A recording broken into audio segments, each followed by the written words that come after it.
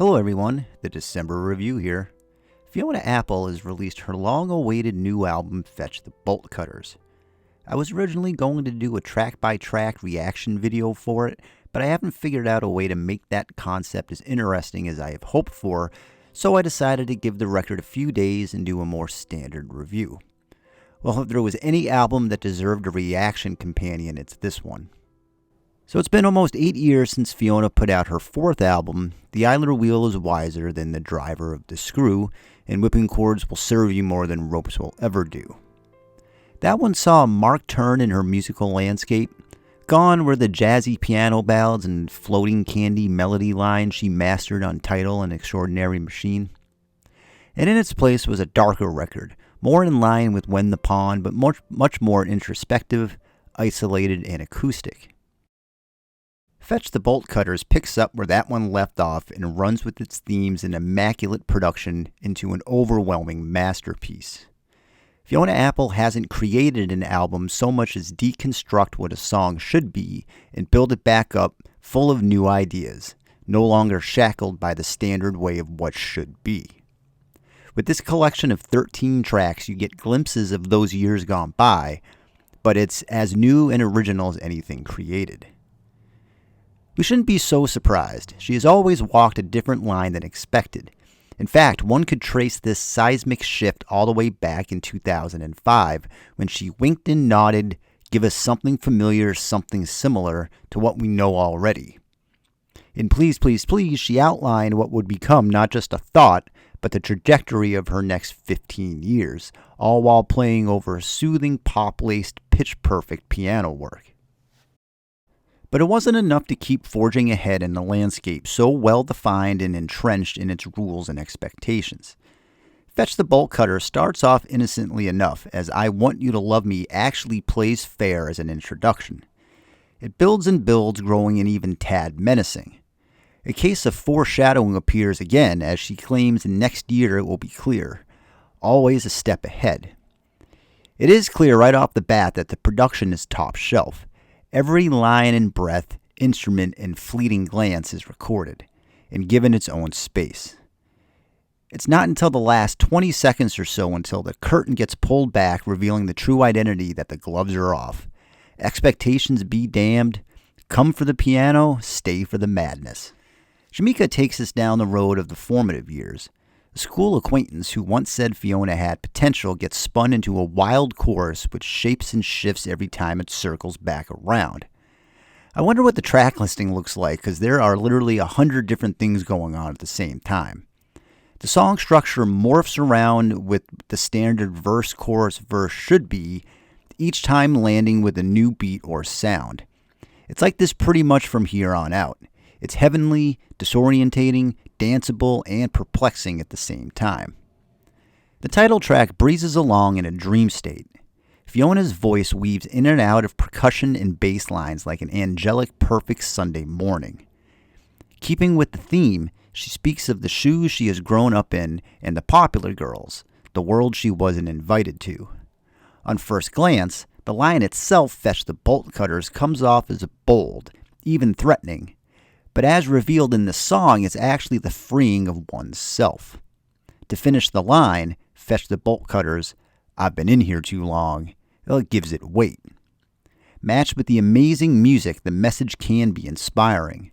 It's a study on how we can lock ourselves up over the years, thanks in no small part to our surroundings and ability to compartmentalize life. To fetch the bolt cutter strongly suggests to let things go. The It Girl theme is one that's all over the record. So too is ex-boyfriends and their new girlfriends. But it isn't the standard take you might expect. Sure, shots are fired and under the table. A lovely tale of a dinner gone wrong where the wine won't help and she won't shut up.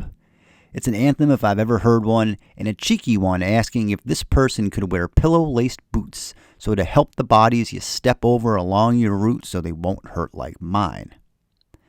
In drum set, an updated Motown shuffle, she throws out there, you've got to lie, you're a man, and you've got to get what you want.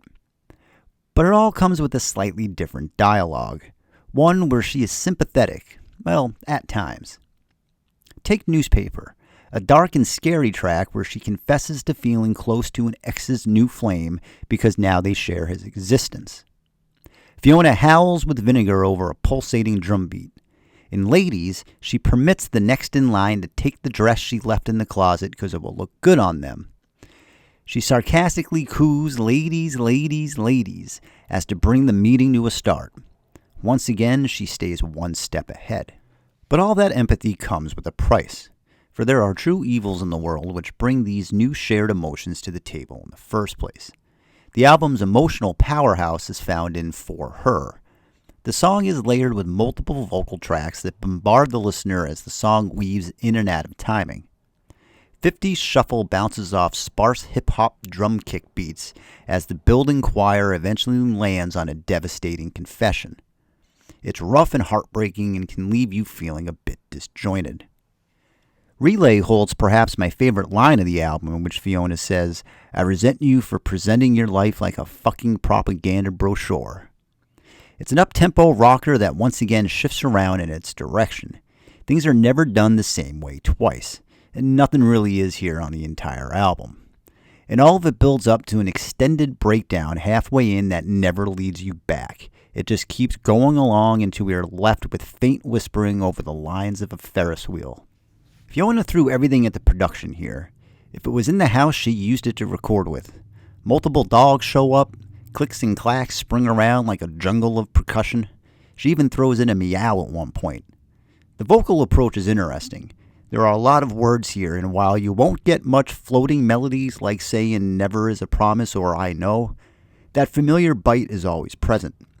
Fiona must have had a ball recording the vocal tracks because there are a lot of them, bouncing around each other layer after layer.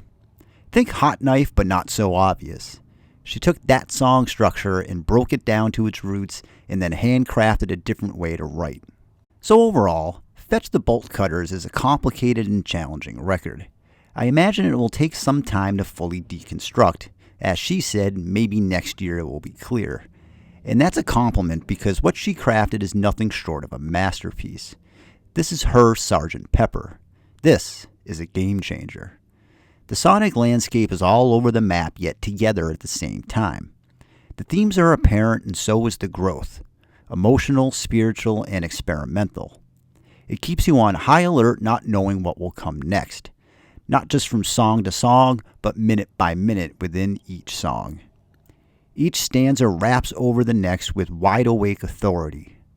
Perhaps if Fiona didn't take so long to put out albums, this wouldn't feel as shocking as it does. And perhaps the fact that the nearly decade-long wait helps create and fuel this emotional and creative astonishment. Fetch the Bolt Cutters is as real and alive and as original as any album I've ever heard. I give it 5 out of 5 stars.